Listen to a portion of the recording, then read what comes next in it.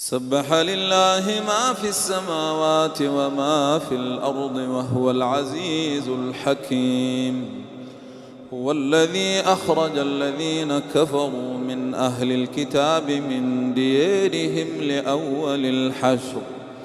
ما ظننتم أن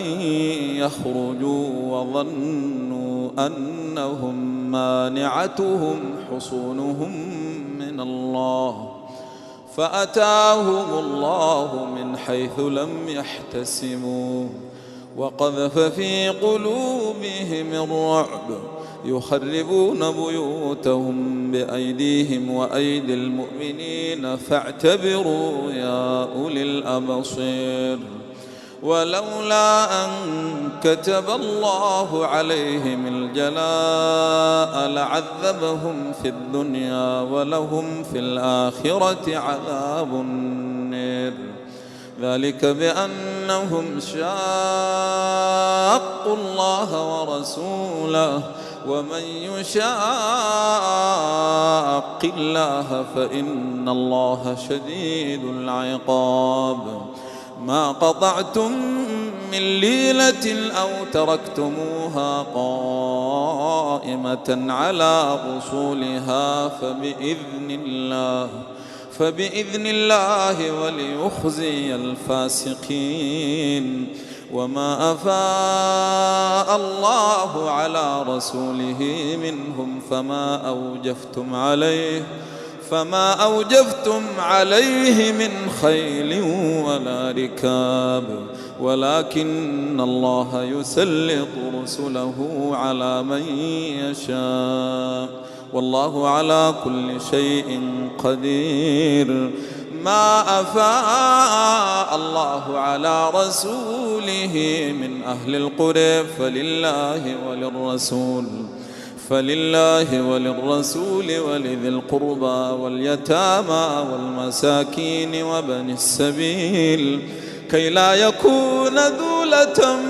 بين الأغنياء منكم. وما آتاكم الرسول فخذوه وما نهاكم عنه فانتهوا واتقوا الله إن الله شديد العقاب.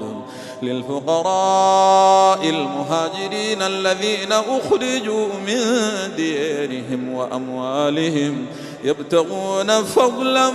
من الله ورضوانا وينصرون الله ورسوله أولئك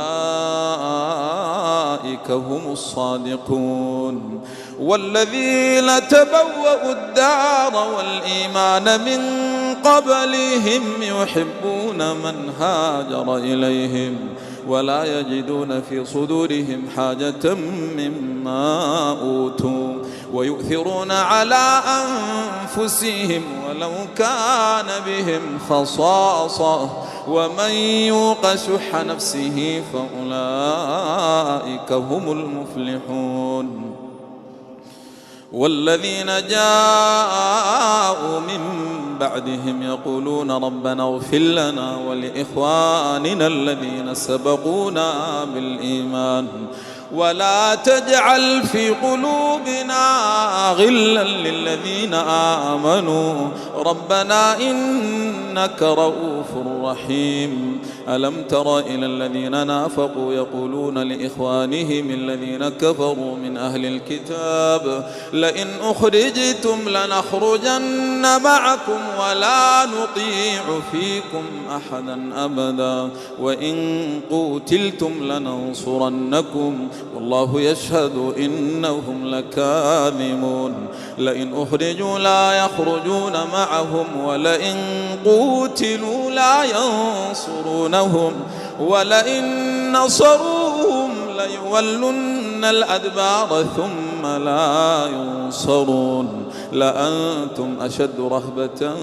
في صدورهم من الله ذلك بأنهم قوم لا يفقهون لا يقاتلونكم جميعا إلا في قرى محصنة أو من وراء جدار بأسهم بينهم شديد تحسبهم جميعا وقلوبهم شتى ذلك بأنهم قوم لا يعقلون كمثل الذين من قبلهم قريبا ذاقوا وبال أمرهم ولهم عذاب أليم كمثل الذين من قبلهم قريبا ذاقوا وبال أمرهم ولهم عذاب أليم كمثل الشيطان إذ قال للإنسان اكفر فلما كفر قال إني بريء منك إني أخاف الله رب العالمين فكان عاقبتهما أنهما في النار خالدين فيها وذلك جزاء الظالمين يا أيها الذين آمنوا اتقوا الله ولتنظر نفس ما قدمت لغد واتقوا الله إن الله خبير بما تعملون ولا تكونوا كالذين نسوا الله فأنساهم أنفسهم أولئك